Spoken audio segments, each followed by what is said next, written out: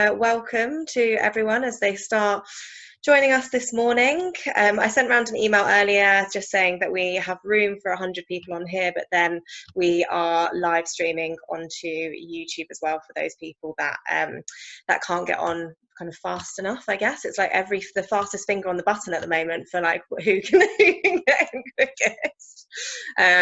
Lovely. So we've successfully gone live on YouTube. This is great. So I learned so much from our gaming and live streaming webinar last week that I've now managed to successfully get us to live stream. But yes, welcome everyone that's joining us. You should see both myself and Catherine on your screens. There we go. So we'll give it a couple of minutes for everyone to switch through into here. I will run through Zoom, although I'm sure everyone's really familiar with it. So there should be, along the bottom of your screen, there should be a chat button option, which you will have to activate to see the chat. And then it may be automatically assigned to only sharing your comments with the panel. So you'll need to just change that to panel and participants, so that you can see all the chat as it comes through. I'm going to quickly just launch one question that Catherine and I were quite keen to get your input on. So I'll launch that now. So you should see something pop up, which is just a quick poll, just so that we can get a feel for how ready you're feeling your charity is to adapt to social distancing. So we'll let those answers come through, and then we'll read through the results at the end of this. So don't all of that's anonymous as well, so we won't name and shame particular organisations or people. So yeah, the chat's up, so the poll you'll see coming through now.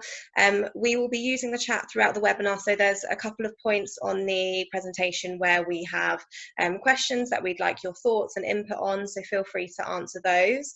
And at the end of the session, we are set up to, or we've got some time to run through any questions that you guys might have, but feel free to post them throughout the webinar on the chat, so and I will keep track of those, and then we'll come back to those people that will be joining us on YouTube. We'll try and keep a track of the chat on there, but it's not as easy, so most of the people on Zoom will have to kind of ask the questions for you, and if there's anything that we don't cover, I'll send around a follow-up email after this, introducing Catherine and contact details as well, so you can always reach out to her directly. She's been wonderfully helpful to the sector during this time. So it looks like we've probably got most people with us now. I'm sure many of you have been with Catherine and I on a couple of our previous ones. I love it. It's like a dream team, Catherine. This is what I keep thinking. You're the highlight of my week at the moment. God, that is depressing on a number of levels, and I'm not sure which one of us is Ant or Dec. I don't know, but we do always appear on the screen on the same sides, you know. So yeah, that's true. We have our best sides. Obviously, that's the way of working.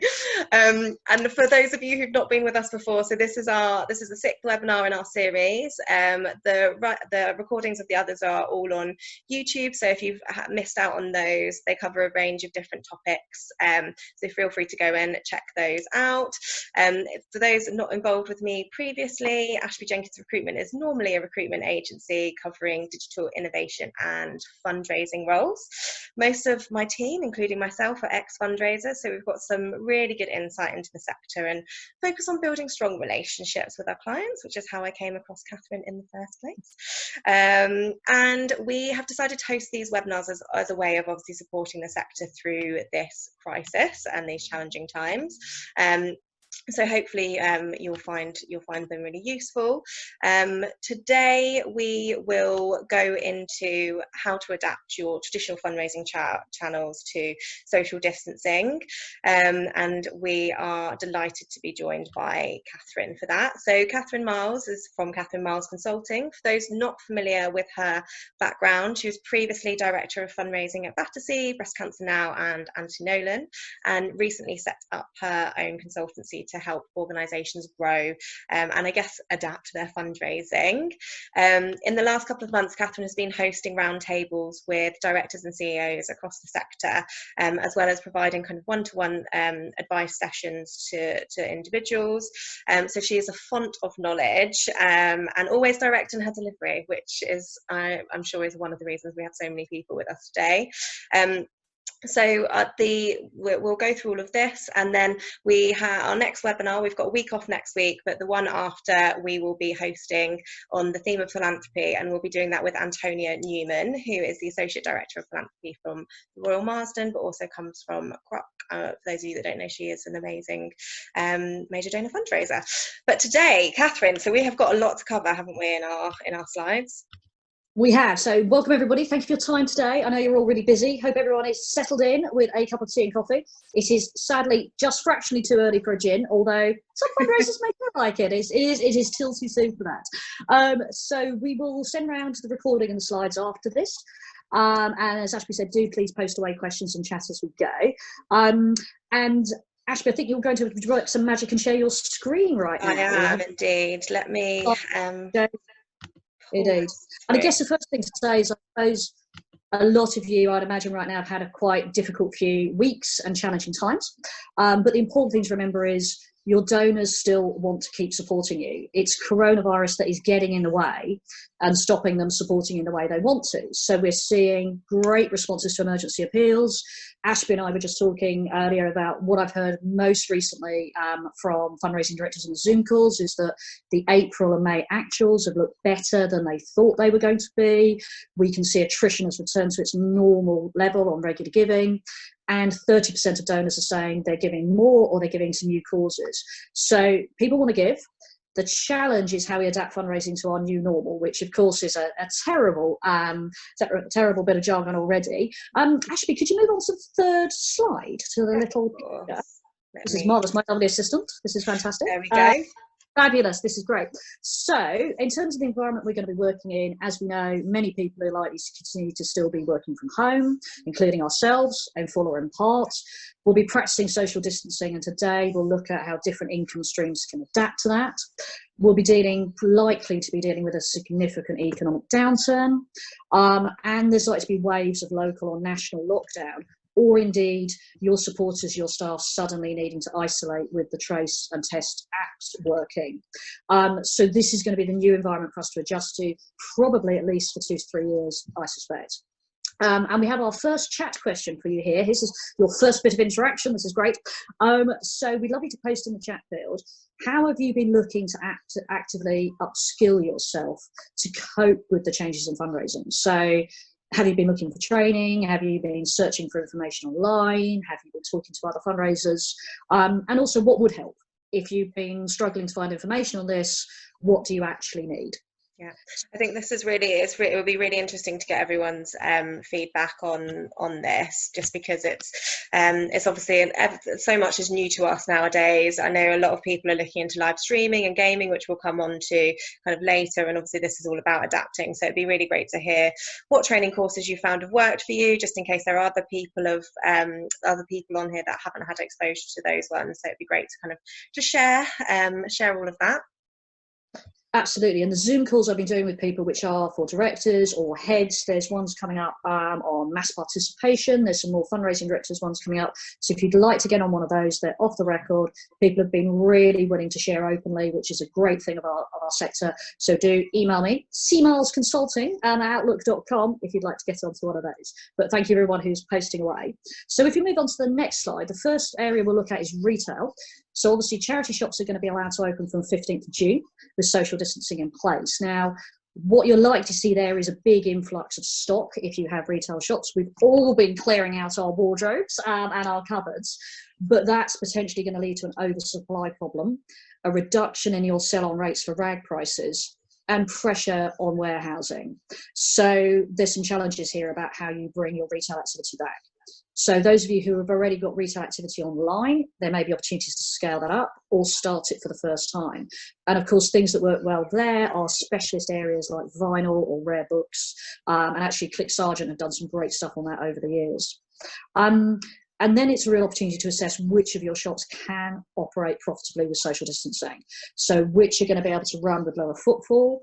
Where have you got volunteers who might still be shielding? Where have you got volunteers who just may not feel comfortable to come back and do their shifts in the shops? What's it going to cost you to put social distancing adjustments in place? So perspex screens and everything else. How are you going to get your PPE? How are you going to get ongoing supplies of PPE?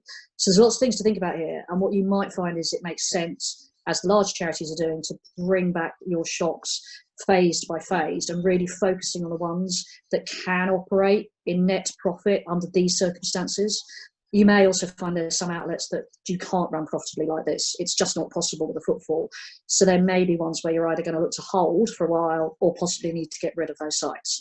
So lots of things to think about there. But then also, as we know, if there is going to be a recession, that's often a good time for charity shop turnover. People go and look for their bargains. And then I think next one we've got, Ashby, is the mass participation. So yes, big challenge on mass participation events. So particularly in terms of whether you've got lots of workplace or friendship-based fundraising. Important to remember here, physical events don't automatically convert to virtual. We've got some great tips for you coming up about if you want to do a virtual event from scratch. So that is coming up on your next slide, in fact, so, which is a bit of a spoiler right here. But if you're going to try and convert an existing mass participation event, it's easy time. Sneak peek. That's all plan. Fantastic. But if you're going to try and take a physical event into virtual, it's worth having a think about what is really motivating your supporters to take part in that current event. What are they looking to have fun with colleagues? Are they looking to set themselves a physical challenge? Are they looking to get together with friends and family? And then can you replicate that experience online? So can you do things like workplace dress-up days via Zooms? Can you do things like physical challenges where everyone's contributing towards a collective target? How do you replicate that feeling? And I think what's also particularly important here, if you've got a well-established mass participation event that you've been doing for a number of years, is talk to those people who have previously been doing it. So what do they think is going to work?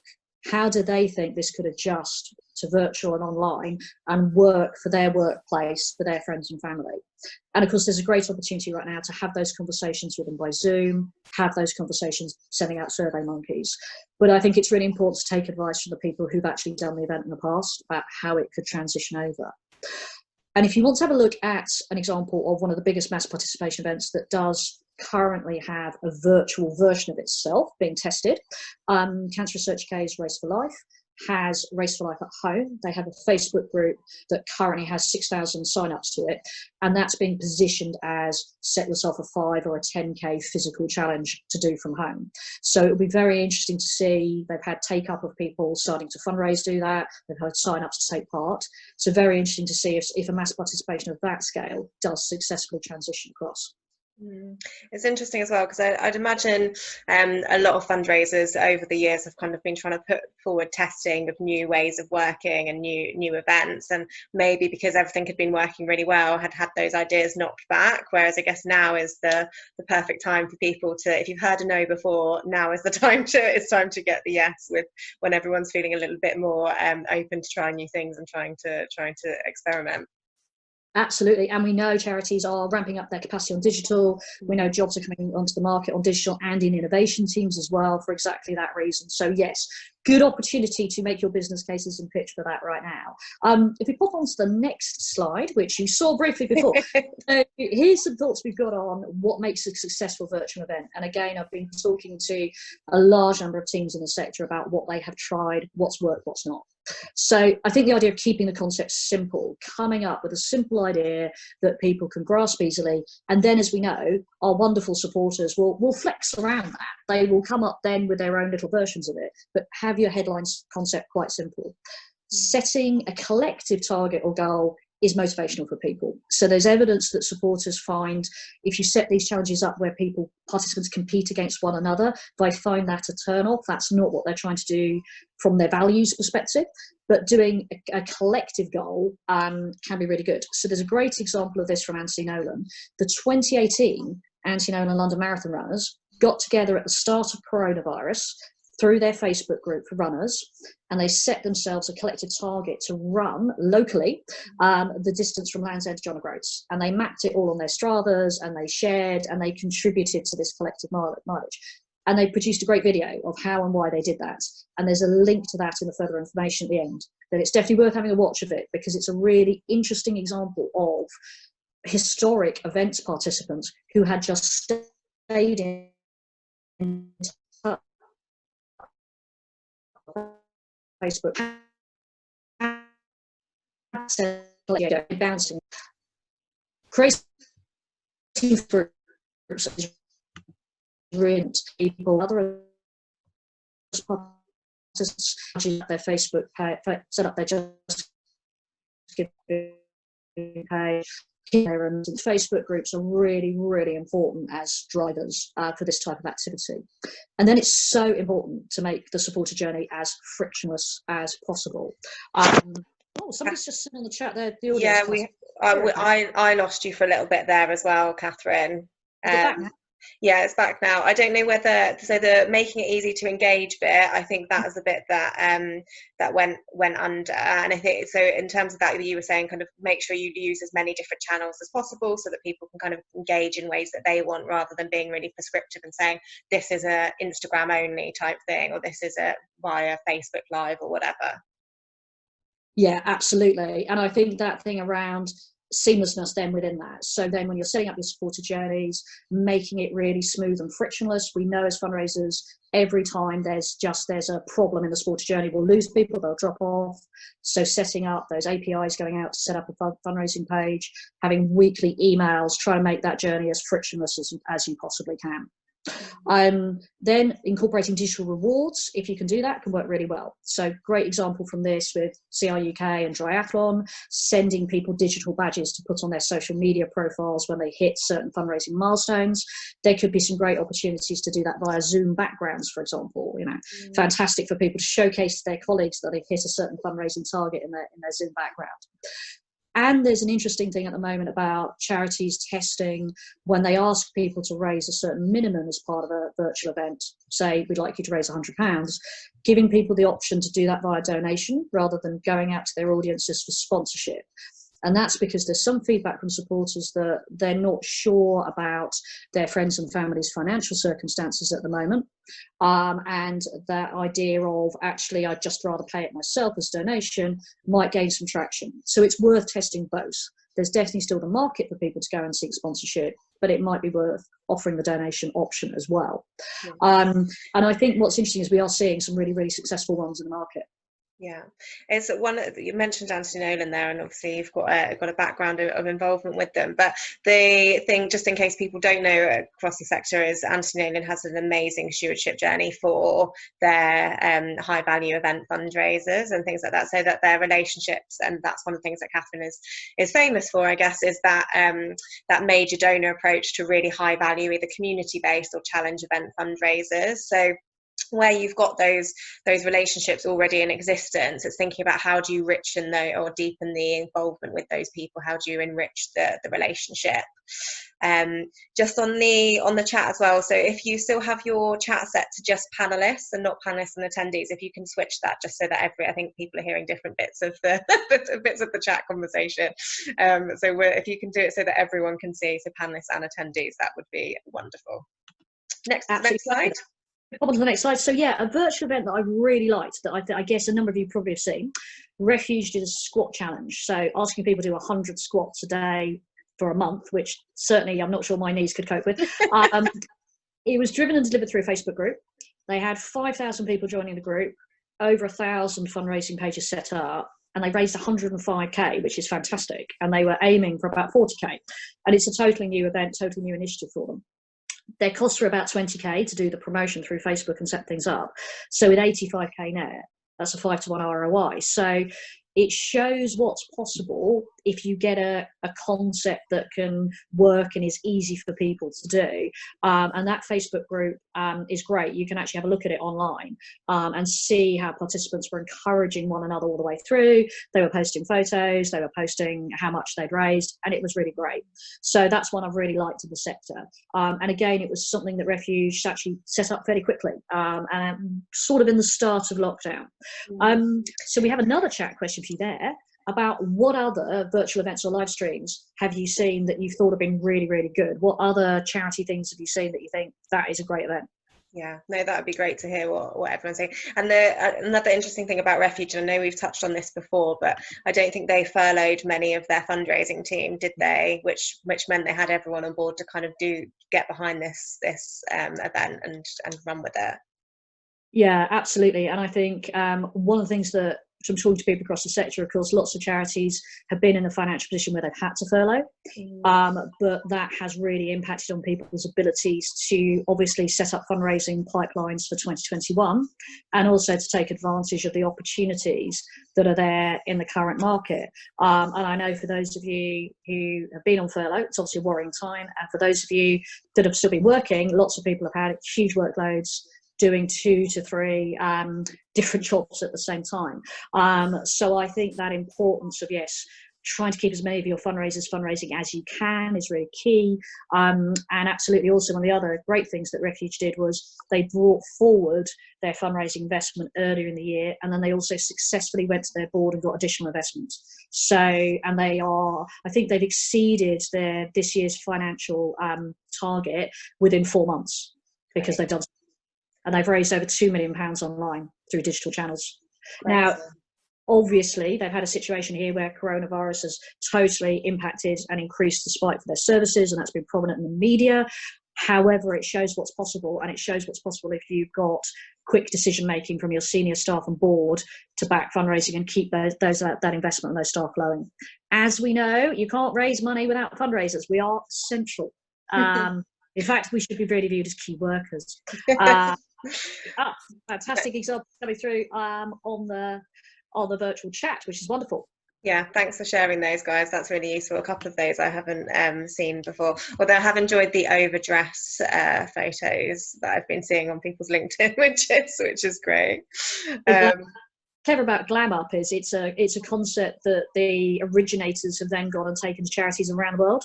So they've got partners, multiple charity partners signed up in each country, which is really interesting, I think, given that this is, a global pandemic. No reason why we shouldn't be doing global fundraising.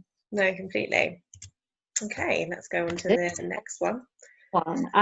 So challenging events. Yeah. Obviously, this is the one that's on everyone's mind, I think, as the kind of everyone's worried. We've not heard from the London Marathon yet, have we? No, decision due by the end of August. My personal take is I don't think those large third-party events are going to come back in autumn 2020. I think we're looking at the 2021 season. I just don't see how it is going to be possible, either in terms of public transport, hotels being open, that number of people being around. But what we do know is 2020 participants, 80% of them are saying they'd be happy to defer to 2021. They want to do this event. They want to do it when it's safe. So it's really important right now that you're stewarding your 2020 events, participants, and your past participants. So offering deferrals, keeping the supported journey going, keeping them fundraising, maybe doing some nice stewardship around the date of the event would have taken place. So I think it's so important to hold on to those people. And then when you're looking at your 2021 marketing, and it's very interesting, those decisions for challenge events teams about when do they then start marketing, because obviously if the marathon and Great North Run at Royal Parks don't happen this autumn, we're fairly already into the period where you would normally be marketing those events, particularly the marathon, for 2021. So when do you start going back out the 2021 events? And I think when you're doing that marketing, it's really important to highlight your refund or your deferral options to reassure people as they give the reg fees that actually, okay, if this event then gets postponed, do I get my reg fee back? And really making a virtue of how you're going to do social distancing and safety at those events. So how are you going to have PPE for your staff and volunteers? How are you going to do cleaning and sanitising? If you're out there promoting your own events that you own, how are you going to adjust? Are you going to do smaller waves of participants? Are you going to have a wider range of times on your waves of people setting off so they're in less close proximity? And I think it's important to be really upfront with that in your marketing and your communications, so people know what they're getting into, and you're recognising the events are going to have to adjust slightly with this, but they can be done safely. I think what's also worth looking at, which we know some charities have had already, is insurance policies on your 2021 income. If it's a very large proportion of your income and it's very important to your charity, you can get those policies. It's likely that the policy costs have gone up. Yeah, I'd imagine. Not saying that insurance companies are, unscrupulous or anything like that. Yes, not that they're seeing a market opportunity here or anything, but it is possible to get it. We did it at Antinodum when we were the Marathon Charity of the Year, for example, because it was such a large amount of money for us in that partnership. So worth looking at that. And I also think it's really important you are developing comprehensive and robust do your own thing supporter journeys. We know people have taken up jogging and cycling during the lockdown, and I think do your own thing is going to be really popular next year, and also this autumn as well. And people are going to feel comfortable to do a challenge with their friends and family in their local area, potentially when they won't be feeling comfortable to travel to a major city to be in one of these 50,000, 80,000 plus participant events. Yeah, I think it's really interesting as well that you've mentioned on this slide, but also on one of the previous ones, around pulling your previous participants or past supporters into kind of working groups on what they're looking for and what they're going to feel comfortable doing. Because I think especially if your charity is still a little nervous around kind of going out and asking for money from those supporters, to just another way to deepen that relationship is having conversations about, as much as you can, what are your thoughts on this? What are your suggestions? And if you can get them involved with shaping your program, they'll feel more responsibility to actually fundraising for you and staying engaged, which I think is great. Yeah, really important. It's a great way of stewarding them, isn't it? It's very flattering to be asked your opinion. We've had an interesting Ashby on the chat about what percentage of your charity's income coming from events would we think about then makes sense to try and think about an insurance policy. And I think for me, I think if you're in a situation where you've got upwards of 20% of your charity's net income coming in from events, I would think about at least exploring the options with your insurance brokers. It may be the policy premiums are prohibitive and it's not worth it, but at that level, I would certainly be exploring it, just simply because I think this amount of uncertainty about fundraising that is booked for a specific date in a specific location, I think is going to keep going on and on. So yeah, I would say if you're above 20% net, have a look at what might be possible. Yeah. Great. And then special events. So looking at these, this is the fun one as well. The fun one, absolutely. And I know, I'm sure some of these are familiar examples to people. So what's interesting about special events is, I think this is where we've seen some of the biggest crossover of a previously established event going virtual, which is really interesting. So ones I've liked are the Gosh Gala Dinner, which I think lots of people saw on LinkedIn. So they created a gala dinner hosted by Dara O'Brien. There was exclusive performances, a celebrity chef menu that you could have a go at cooking at home. And it was £25 to get that online access to the event. It was 2 hours. And there was auctions and raffles during that time. And they raised 36k. And it was a really, I think, interesting example about how you can do those elements of Gala Ball and exclusivity online. And I think lots of you know in the sector that Marie Curie have had a very successful quiz night that has run for a number of years. So they took the version of that online and raised over 50k in the first one. So I was pleased at how the first one went. And Women for Women International, which I am a trustee of and chair the fundraising committee, we have a very high-end fashion car boot sale, which has an awful lot of very, very high-end items donated. It takes place each year. So we took that virtual on Instagram Live, essentially as a celebrity and influencer-driven auction. And that raised over 90k and went really well with very, very low costs. And then there's also been this phenomenon of celebrities doing live streams on different social media platforms for charities. So that's Lewis Capaldi on TikTok. I raised 40k for the Red Cross on that, and that's part of a series of ones that celebrities have been doing for the Red Cross on TikTok. And obviously it's helping TikTok expand and their reach. So I think what's really interesting here is it's worth considering some of these events may be producing lower gross income than they did previously, but the net income may be comparable, particularly when you factor in staff time. So given we know lots of the traditional special events were really struggling in terms of costs going up, staff time going up, the net was proving really, really difficult to get a good return on investment on them. It's worth thinking about, if you're doing things virtually through your special events program, actually is your net income and return on investment comparable, because it just costs you less and takes less staff time to do this. And clearly there is appetite from supporters to do these type of events. So I think it's a really interesting example, and I think some of these are absolutely going to continue. And one of the things sorry, how much would your car boot, the Women for Women car boot sale, raise each year stand as a standard? So usually it's been anywhere between 220 to 70,000. So it's been a really on gross, but obviously the costs have been quite high. So the costs on the car boot sale on the 90k was about 17,000. So the net is already very good. And what is interesting for us is it went so well, we're currently looking at, do we repeat it during sometime rest of this year? So I think, there's discussions going on where we're looking at, okay, normally when you do this big physical event, you would only do it once a year, but actually we know we've got more fabulous, and here's the pitch, people, fabulous high-end items that we can get from our fantastic partners and celebrities and influencers. So actually we think there might be appetite to try this a second time. And I think it's the same with quizzes. I think it's the same with some of the gala dinners. I think there are opportunities to do some of these things more than once in a year. Yeah, and I mean, if we are locked in the house for the foreseeable future, especially if the weather continues like this, people are going to be the more variety you can get away from Netflix, the better. Kelly has written something really interesting. So she works for an international development charity, and they've been doing kind of virtual project tours and things like that, which sounds really a good way of doing that. I know Guide Dogs for the Blind have also been doing for their major donors I keep, like I said to you, didn't I, Catherine, I keep calling it a puppery. I don't think that's the right terminology, but they do a virtual tour of their guide dog birthing centre, or maternity wing, as I think Battersea refer to it, and then they had a beneficiary speak at a kind of a virtual stewardship event as well, which then they didn't have necessarily a fundraising ask, but they received donations. Someone else is on board with puppery. I'm glad. Sounds wonderful, like Willy Wonka-ish. It's great. Perfect. Okay.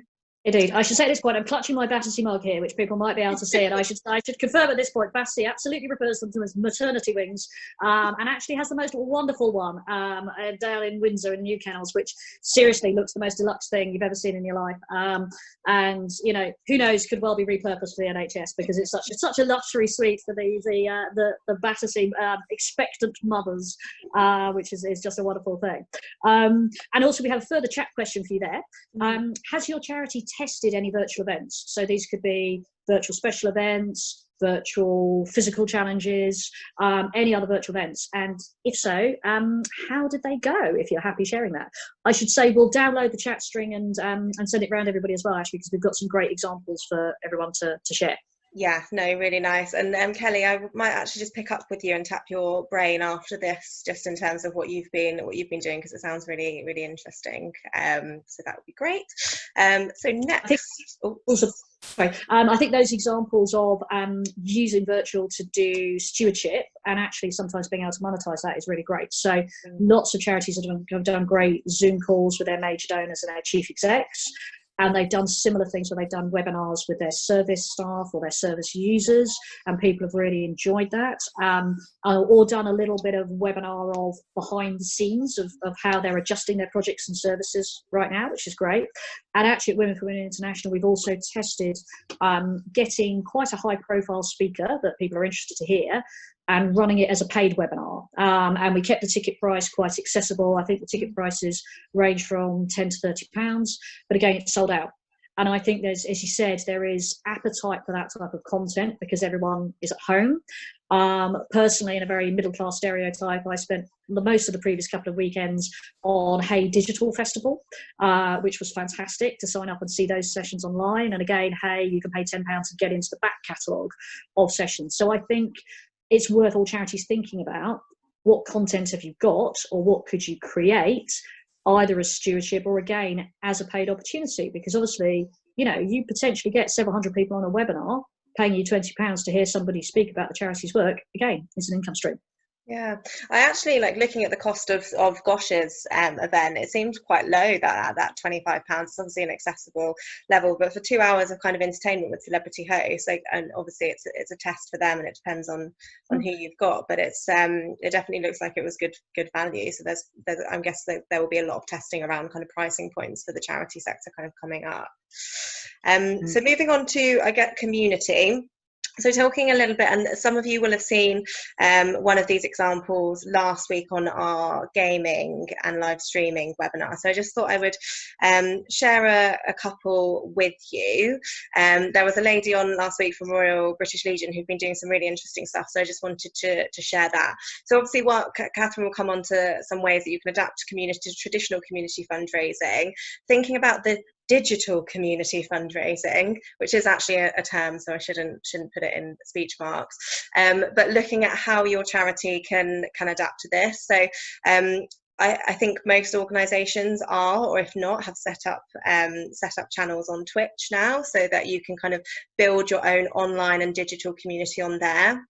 And I think when people think of live streaming, or they always link it to gaming, but there's actually loads of different ideas and things that you can do. So the Royal British Legion here, I can send around the link to this video, but they did a live stream for their VE Day recently, which it actually didn't have a fundraising ask involved at all because of sensitivities around COVID, but they had a lot of engagement, and they did end up raising £15,000 from that event. So it's worth just having a look at that. And that was just a few speakers, different content, some of their beneficiaries involved in that. And British Red Cross, I think we've got someone on here from British Red Cross at the moment. So you were given a shout out last week, and then this week, it's big stuff happening. Did gaming in relation to kind of COVID, and they didn't have huge influencers raising money. Obviously they did, but a lot of these people on this table that you can see, it is a little bit small, are just normal people fundraising from their own networks. But you can see, if you're a normal person and you raise £900 or something like that from your own community, your own online community, it's worth looking at. The other thing Royal British Legion mentioned is that a couple of months ago they had a supporter throwing, or maybe it's last year, throwing poppies off of a roof as in celebration, and kind of getting fundraising through traditional means, through kind of just giving. But actually, looking at it this year, they suggested moving that online and getting him to do that while someone's live streaming it and asking for donations and shouting out and naming each poppy for the person that's just donated £10 is a really good idea. So when you think about online and the digital community, you can cover all topics. It doesn't have to be something gaming or modern. Loads of people are doing cookery on Twitch, baking, adding in surprise ingredients. If people kind of donate £20, you can have chili powder into your cakes, all of this stuff.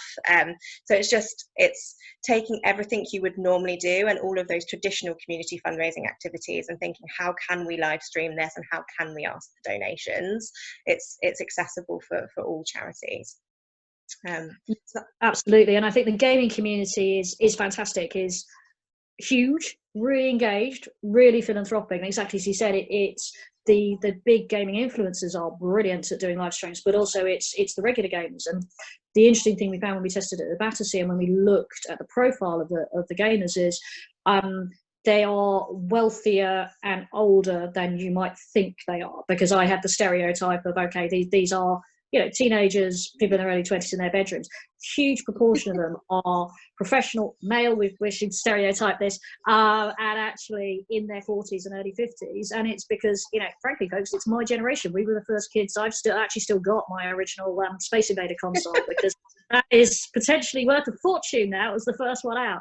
But we were the first generation to actually have the very early first gaming at home. So I think it's very interesting to think about those audiences and also think about those people as potentially prospects for your mid-value giving program, or your high value, if that's what you're talking about, because actually they are extremely wealthy individuals. So it's definitely worth thinking right now about which audiences are you drawing in from these new virtual events or virtual stewardship and who are they? Because actually what you might be finding is you're identifying as a stream of higher value prospects for your other programs. Yeah, there are apparently 4 million regular gamers in the UK, so it's a big percentage of the population. And you know, as we keep saying, we all have more time. Like you talked about your Space Invaders, I've had more time. I've been playing games from my childhood. Spyro Revamped has been great during lockdown. I'm not afraid to admit it. So you know, there's more than the people you would expect to be playing, I think. I also think there's a bizarre thing about lockdown. We're regressing. I've started eating variety pack cereals again, which I haven't done since about the age of 12. I've got no idea why that is, but they're great. Get on the game, people. It's fantastic, particularly if you don't have to have to fight with your sibling over who gets the cocoa pot. Indeed. So onto community now.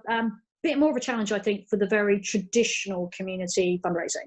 So I think there's a huge thing here of your committed community supporters who've raised money for you for a long time, whether they've done that sort of individually or as part of volunteer friends groups.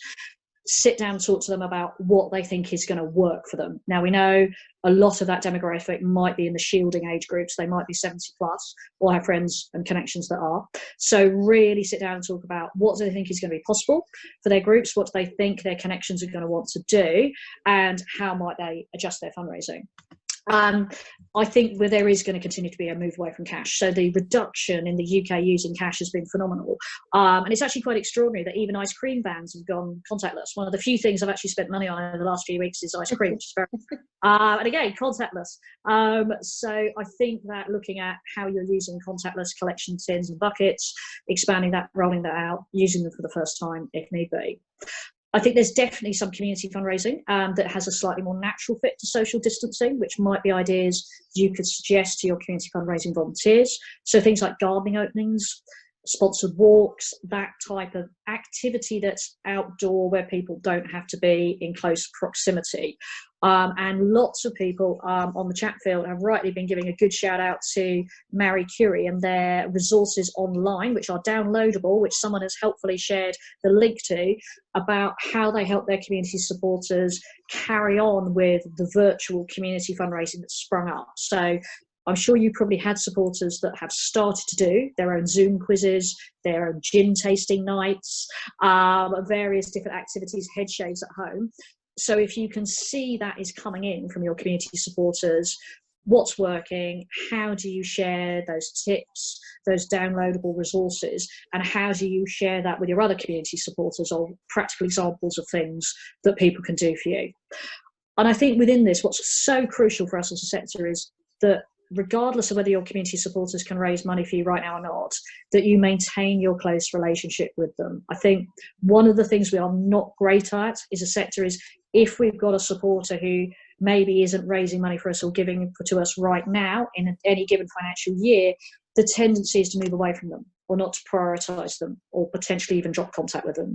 And I think what is so important with these community supporters, because they're so passionate about your work, if you think about, you have to really, really care about a charity to spontaneously get off your sofa and decide to organise a whole load of really complex fundraising for them.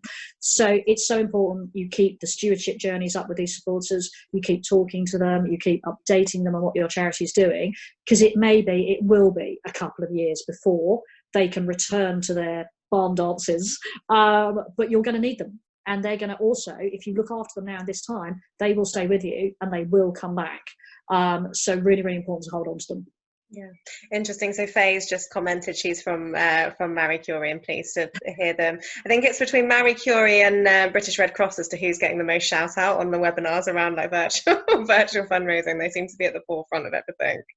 Indeed, and Mind as well. This is yeah. Now going to start posting the name of their charity, aren't they? So we give them a big shout. Yeah. We should be monetizing this, Catherine. We should be asking for like small donations and then going to chosen charities. It would be great.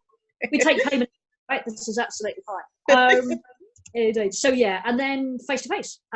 So a couple of things here, and also I think people have been actually saying that as they've been sort of looking for training and networking, again saying they've been networking with other fundraisers and people have been really open, which is one of the very best things about our sector. So absolutely keep doing that, folks. Face-to-face is back in Southeast Asia and it's back in European countries like Holland and Germany and Norway. At the moment, door-to-door is doing best. So what they're seeing is a 50% uplift on the normal sign-up rates on door-to-door. Obviously, people are in, and people seem comfortable having a conversation from their doorstep. And I love this idea of this social distancing branded map. So that's bottom right photo there. I think that's the sort of map that actually you could use across a whole range of fundraising activity to actually go, hi, we want to have a chat to you, but actually we are the right distance. You could see that working at events, for example, with your reception desk. We're like, it's absolutely fine, we are at the right distance. So there's signs that face-to-face is going to return and potentially lower volumes, but is working well and is viable. Street private. Sorry, go on, sorry, I was going to say, it's so interesting how so much can shift, because I think over the last, when I started in fundraising and then moved into recruitment, door to door was still something a lot of charities were doing, and then post GDPR, I think so many people cancelled all of their activities and switched to private sites. So it's interesting now that with the way the world has shifted, actually that's probably going to be a more socially accepted way of engaging with people than potentially private sites will be. Absolutely, and the private site tests have shown that people will engage, but obviously footfall is down in a lot of the sites where they are. And I think also sometimes when people are focused on shopping, it's very much at the moment we're not hanging around, are we? We're focused on, this is potentially one of the more risky things some of us will be doing, so we're going straight in and we're coming out again. But still, some sign-ups happening, and that's the UNICEF team there in Europe, and interesting, they're using the clear visors, so people who are talking to them can still see their faces, which is great. So I think on face-to-face, it is starting to come back. It is proving to be effective in some of the channels. I think the volumes will be lower, and I think there's going to be lots of competition in the marketplace for those volumes. But there are really, really important signs that it's coming back. The other really interesting thing, of course, to remember with home working is potentially there's going to be a lot more people in their houses than there have been. So there's some really interesting things there about how contact rates might continue to stay high. So we're seeing as a sector great response rates to post, to phone, to DRTV, because people are around. And if you think about this shift, that if a lot of us are still going to be working from home, we're no longer commuting, we're going to be able to work more flexibly with our time, we're actually going to be in our houses more. So I think it's interesting to think about what opportunities that gives us as a fundraising team. And I notice on the chat, there's a fabulous Vaughan, I'm going to get your name wrong, Vaughan Edwards, who is a face-to-face specialist, a global face-to-face specialist. So do try and connect. Sorry, Vaughan Thomas, it's the Welsh thing, fellow Welsh person, managed to get done the classic. So Vaughan Thomas, who's on LinkedIn, and hopefully this is okay, Vaughan, to suggest that people connect with you if they're after more detailed information on face-to-face, because I also know you were on the face-to-face summit that took place yesterday. That was great as well. So do connect with Vaughan Thomas if you want some more detailed advice. Great. And then, yes, so what we've got here, before we launch into questions, is some further useful info. So absolutely drop me an email if you'd like to be involved in the off the record Zoom calls with fellow fundraisers, or if you'd like to have a more one-to-one chat about some specific challenge or opportunity and your charity. And then we've shared some useful links. So research into donor attitudes on coronavirus. If you haven't been following the Blue Frog research, the webinars, the podcasts they've been doing, it's about donor attitudes of a range of causes, national and international, the shift to people directly funding NHS charities, which is so interesting. Those webinars are well worth a listen on that link. The anti-own video is there, which is fantastic, and some other resources where we've seen some really nice webinars and downloadable materials on virtual events and digital social media in particular. So hopefully that's useful. I think the other thing as well I'd say is that we're starting to see charities coming out with branded face coverings or face masks, and I think that's a huge engagement opportunity. I think there's a massive opportunities for charities there to be manufacturing and making those. I'm sure lots of charities are thinking about it. I cannot believe the Battersea marketing team aren't thinking about getting a cat and dog one. Come on, it's got to be done. Because again, we're all going to be wearing these, and we're going to have to buy lots of them. We're going to have to replace them. So again, bit of an opportunity there, as well as the branded distance mat. Yeah. Great. And so guys, if there, I know we've answered some of the questions as we've gone through, but if there's anything else that you wanted to kind of ask about kind of future, or anything that we've not covered that you think that that you'd want a little bit of Catherine's advice on, do feel free to comment in now. But I'm aware we have kind of gone through and answered as we've worked across. But generally, Catherine, it seems like the marketplace and people's positivities within charity is increasing. I think as people are adapting and starting to see, as you mentioned at the beginning, April's figures weren't as bad. Is that the sense that you're getting from your conversations with the senior leadership members? Yeah, I think the first thing to say is this isn't impacting on all charities equally. This is really depends what your fundraising mix is, and are you heavily dependent on the income streams that rely on social interaction. So if you've got large chunks of money coming from retail, community, events, charity or corporate, those charities are seeing very big drops in income. So things of the scale of 30 to 40% in year drops are being talked about across a number of people. And of course, for the big charities, that is a huge volume of income. And then if you're a charity where you don't have big dependence on those areas, then actually some charities are actually saying that they're up. So charities that haven't furloughed, charities that have kept fundraising, kept talking to their supporters, in some cases increased fundraising investment in this time, charities particularly that have taken advantage of virtual and digital, some of them are up, and some of them are raising phenomenal amounts of money.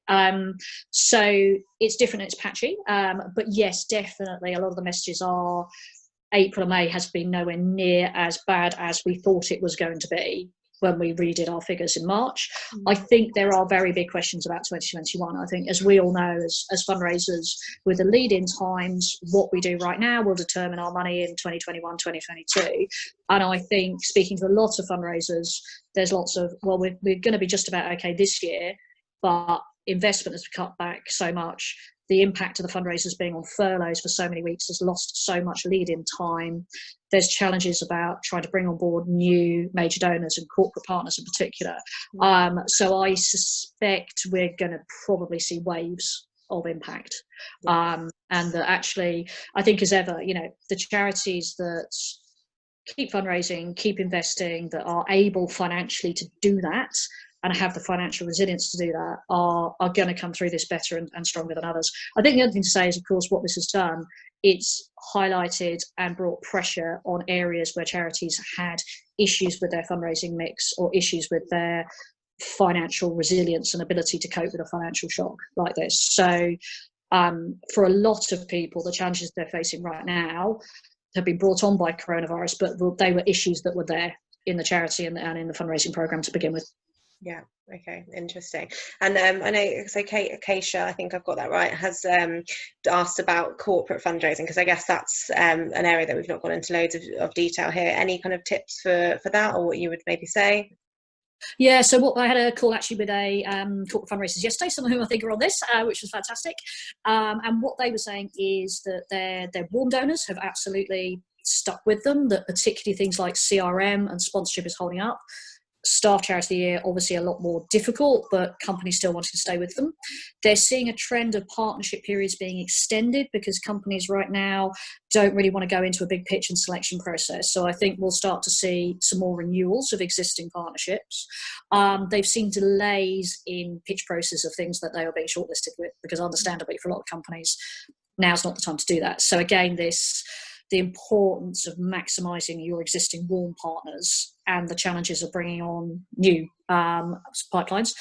There's definitely still some opportunities for strategic partnerships. And again, it all goes back to the quality of your relationships with those companies and your strategic fit. I think, again, what the corporate sector is going to need to have a think about is how do you adjust Charity of the Year employee fundraising if you've got lots of employers that have already made the decision that they're not coming back to 5 days a week in the office. So we know from talking to donors and talking to other charities, lots, particularly in the finance sector, those decisions have already been made. They've already been told you are working from home 3 or 4 days a week. So I think it's worth us trying to put our heads together as a fundraising sector of, okay, how can you still engage those employees, and how do you structure Charity of the Year fundraising, because it's not going to be a model companies are going to want to move away from. So how do you do that virtually? How do you do that with remote-based teams?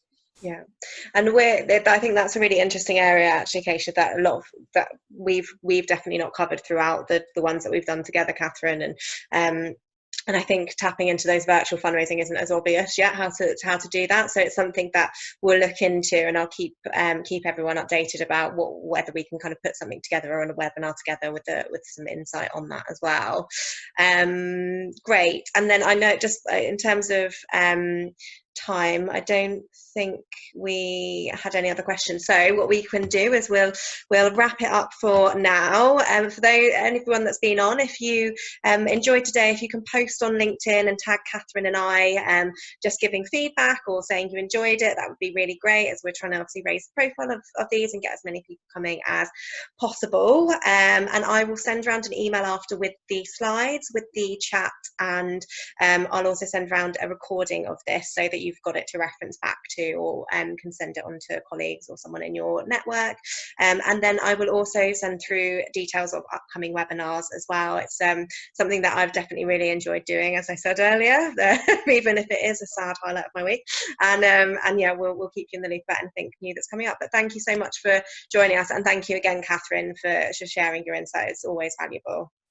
My pleasure. Thank you, guys. And yes, do keep the questions coming, and then do also, as you said, you can message both of us on LinkedIn if you've got other questions, and if you'd like to set up a phone call to talk in more detail. I've been doing quite a lot of those one-to-one calls over the last 2 to 3 weeks, and it's been really interesting talking to people in detail. So do let me know. This will be fantastic. But I hope you'll have a great rest of the day. Keep fundraising. Keep, you are essential. The world cannot change until no, we are absolutely fundraisers. And also I think there has been some really, really great innovation in the sector.